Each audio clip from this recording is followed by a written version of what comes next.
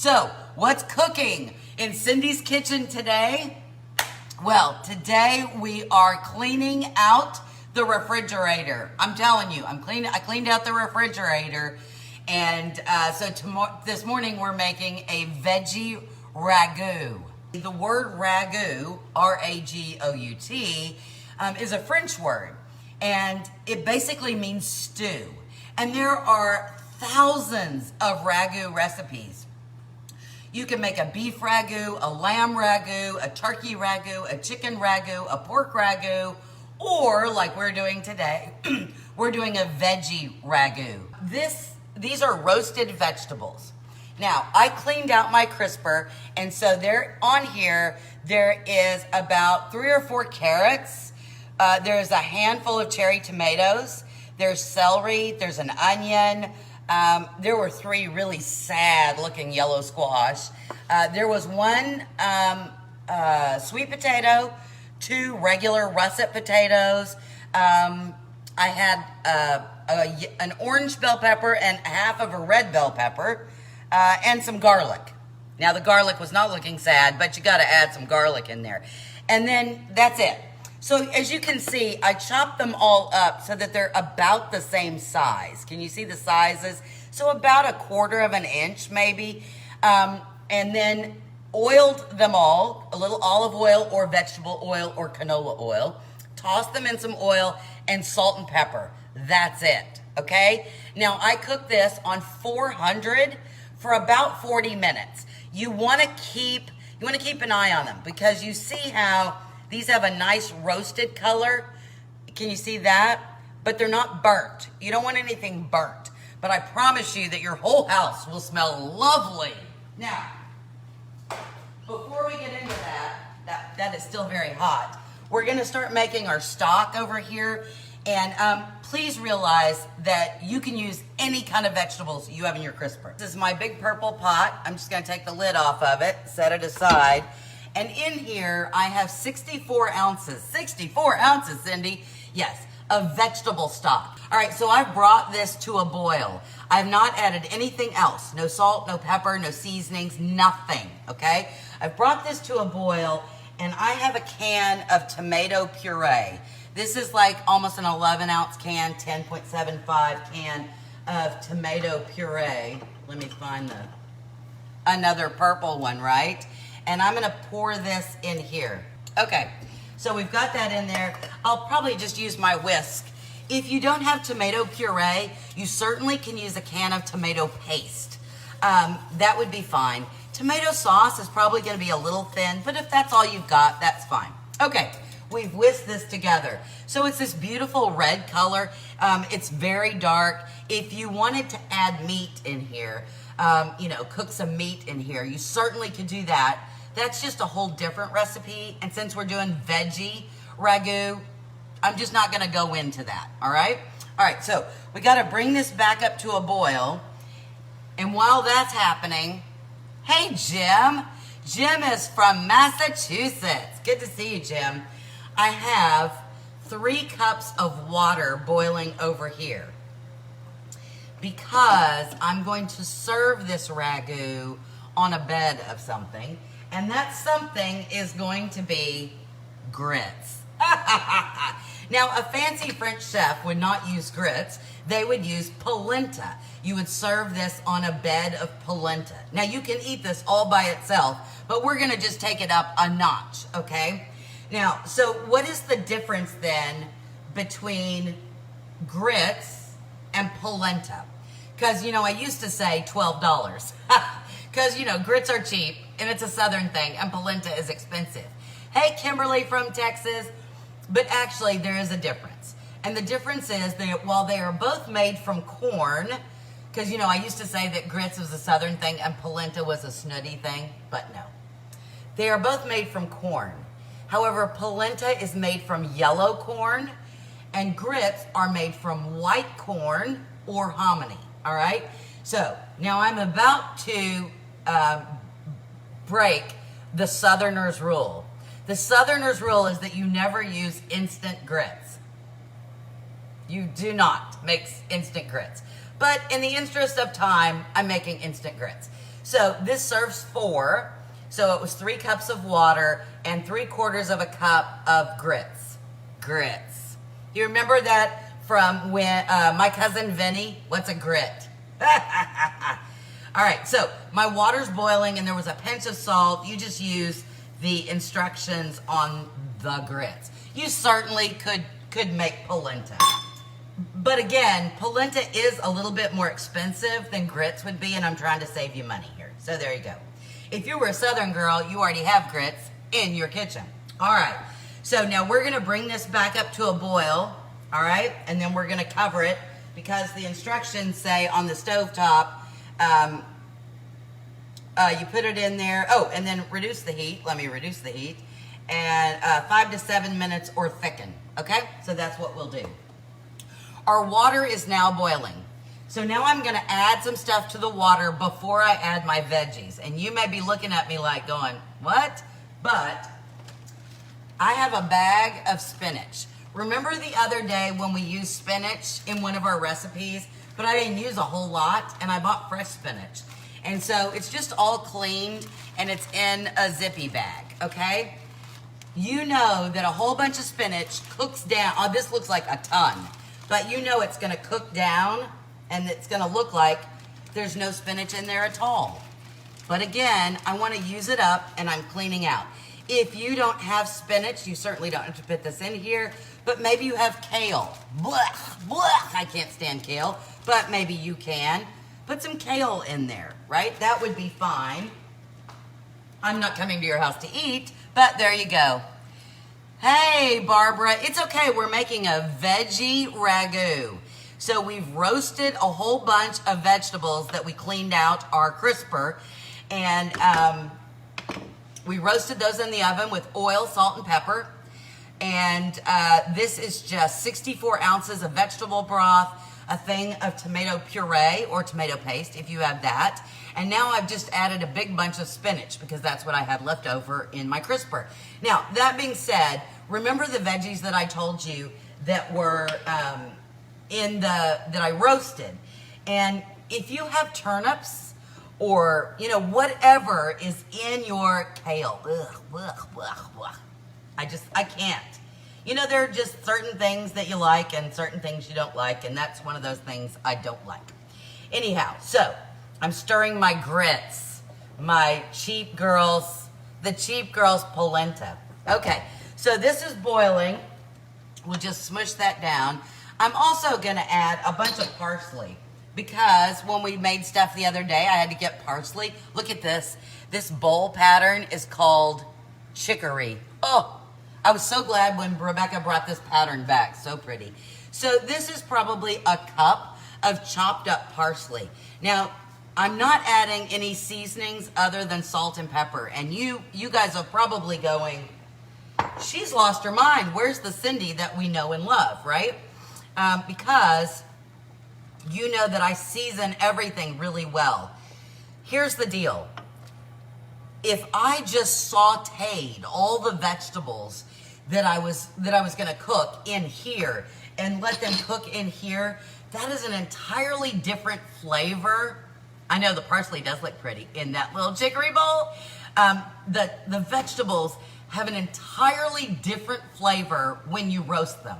If you've never had roasted vegetables before, you may think I'm telling you a fib, but I promise you that if you boil a vegetable, if you steam a vegetable, if you saute a vegetable, and then you actually roast the vegetable, very different, very different.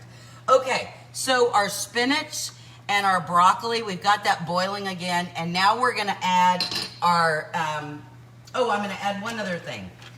This wasn't in my crisper, it was in my freezer, but there's only like a half a cup of frozen peas in here, and you know, I'm just gonna dump those in there too.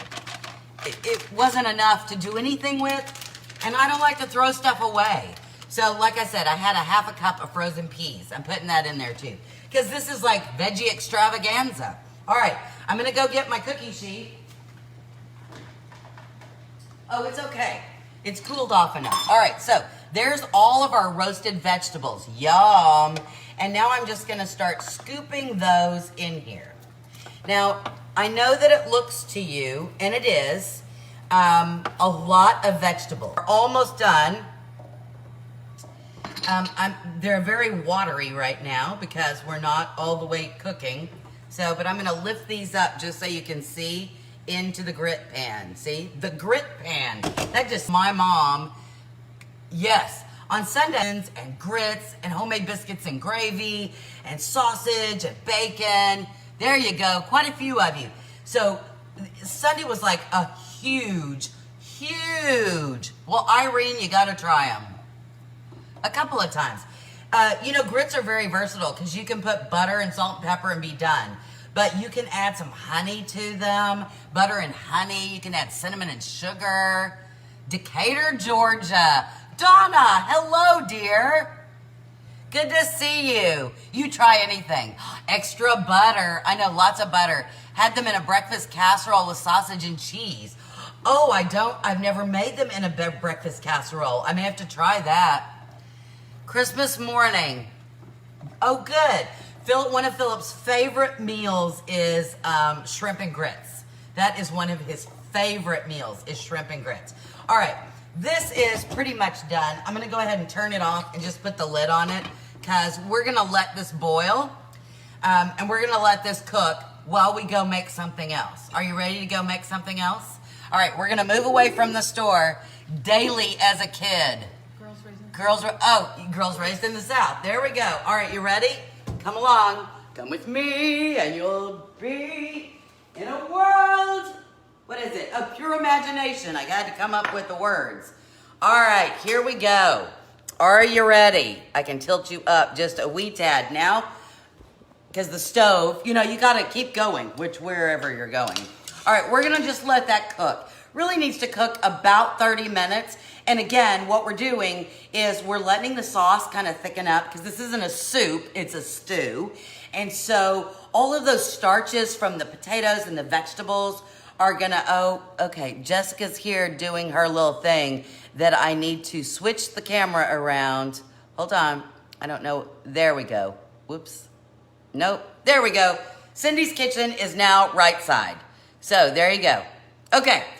My dad used to love them with extra butter and grape jelly. You can't order grits in Michigan. People don't know what they are. You know what? I heard that you can't get grits in the UK either. I don't know if that's true or not, but I heard that you can't get grits. They're like, you eat polenta. End of story. Who knows? Anyway, so this is supposed to be a stew. So really, we're letting everything meld together and marry and all of our flavors. And you're gonna be really fascinated that I didn't use smoked paprika. I didn't use, any other seasonings. I used fresh parsley, I used spinach, and then there's garlic and onion, obviously, in my roasted pan.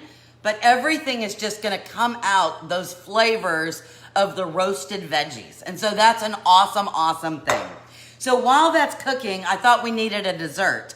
And my youngest has requested these. So here we go. I've made these before on this show, and so these are called Lacy cookies.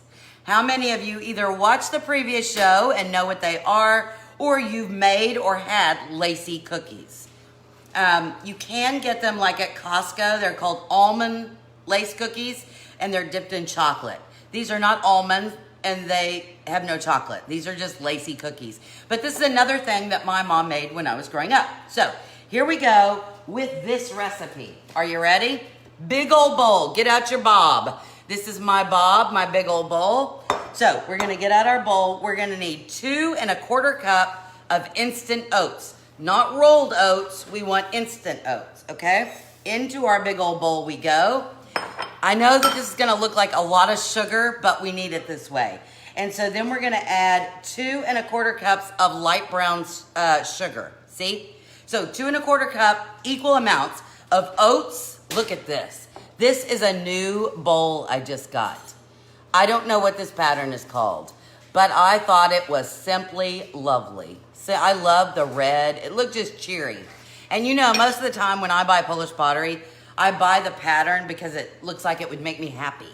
And that made me happy. So, all right, we're gonna need an egg. All right, let's pop the egg in there, just one egg. we're gonna need some flour. Now this is, I've lost my wet wipe. Hold on just a second. Ugh. Okay, my hand got icky from the egg, right? Icky from the egg. All right, so this is 3 tablespoons of flour, and then I've also put in here a teaspoon of salt, all right? And so in that goes, and then we're also gonna need a teaspoon of vanilla, all right? I'm still using my caramel vanilla, but this is what we made on the show several months ago, all right? So I'm gonna put in a teaspoon of vanilla.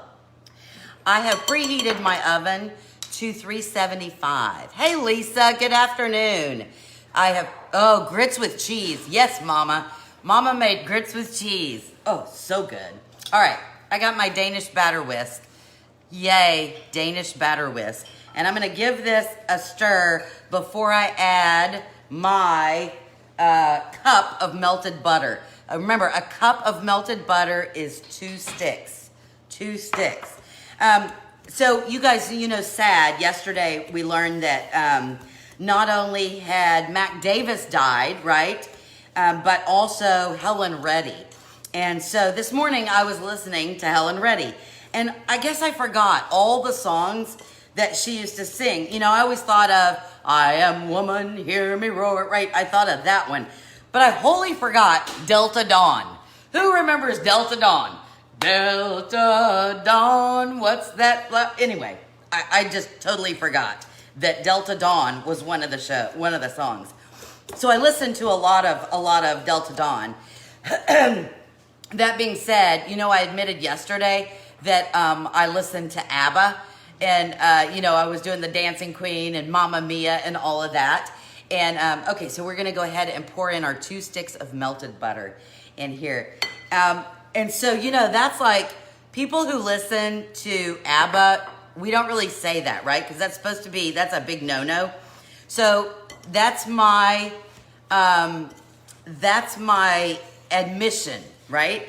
It's the one where, what do you listen to that you're a little embarrassed to say that it's like, I like this music, but I don't know that I want everybody to know I listen to this music. And so mine, of course, is ABBA. Or ABBA, however you say it. I love that. And so, anyway, there you go.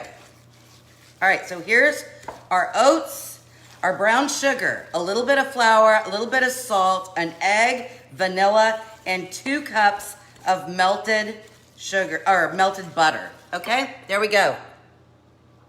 Mother made patties out of leftover grits, grilled them in a pan, and dipped them in syrup. Yum. You can buy polenta in the tube, right? And cut it and then bake it. Why is ABBA a big no-no? Well, I think a lot of musical snobs always said, it was just bubblegum music or, whatever. Okay, I have everything mixed up. So does anybody have somebody that you listen to that your guilty pleasure, that you're not certain you want anybody else to know? All right, baking sheet. This is a half sheet, but use what you have. And I'm using parchment paper because it's easy, nothing sticks, and then I can throw it away. No cleanup. Yay! Now here's the biggest thing that you have to remember on this recipe, okay? That was easy. Anybody can mix together those ingredients. Anybody can preheat your oven to 375. Not a big deal, right? Here's the big deal. The big deal is, you're gonna look at how much I'm gonna put on this cookie sheet and you're gonna say, those cookies are gonna be this big. No, these cookies spread way out. So if you get a big old spoon and start dolloping on here like you would regular cookie dough, it's just gonna be one solid baking sheet of cookie, which maybe that's okay with you. A big old cookie, right? So here's what I'm using. I'm using a half a teaspoon, not the teaspoon, the half a teaspoon, little bitty, okay? So a half a teaspoon is going on the baking sheet. Of course, then I'm gonna have to use hold on. Let me do this. Let me get a smaller spatula. Oh, let me just tell you, my kitchen smells Oh, so good right now. Okay, so half a teaspoon. I'm gonna tilt you down so you can see. Half a teaspoon. I gotta get it out of there. Okay, and again, half a teaspoon. And I'm gonna put them, well, I'm gonna move that because that's kind of close to the edge. Okay, so then I'm gonna go over here. If you wanna make sure they're in a round-ish shape, that's probably a good idea. And I'm always, it's like biscuits and stuff. I kind of do one, and then one in the middle. You don't have to do that, but there you go. So you're gonna say, Cindy, it's gonna take forever to cook all those. And yeah, you gotta do a bunch of batches because they're little bitty, you're not using very much at all. And so literally this looks like cookies for munchkins, doesn't it? Hey, Diane from West Michigan. It looks like munchkin cookies, but I promise you, oh so good. Okay, so look at that. Look how tiny those are. You see? They're about the size of a penny. That one's a little bigger. That one's probably a quarter. Maybe a nickel. About the size of a nickel. All right? And so I'm going to put this in the oven, 375. I know you're going to do the big old cookie, but I promise you. Okay, now that only needs to stay in there for 4 to 5 minutes. So I'm gonna go ahead and do this, okay? Because our stuff is cooking. So I'm gonna go ahead. Favorite cookie. This is my favorite cookie. Because it's got this nice little snap to it. It's very thin. It's very sugary. It's decadent because of the brown sugar. So you tell me, what is your favorite cookie? Hey, Charlene from Pennsylvania. Good to see you. What is your favorite cookie? You tell me. Favorite cookie. Ooh, look at that.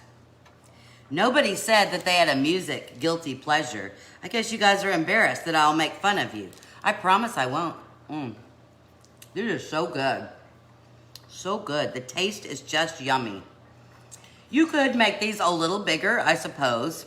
I just never like to take the chance because I want to make sure we have cookies and not sheet-o cookie. White chocolate chip, chocolate crinkles, yum, chocolate crinkles. White chocolate macadamia, yum. What else we got?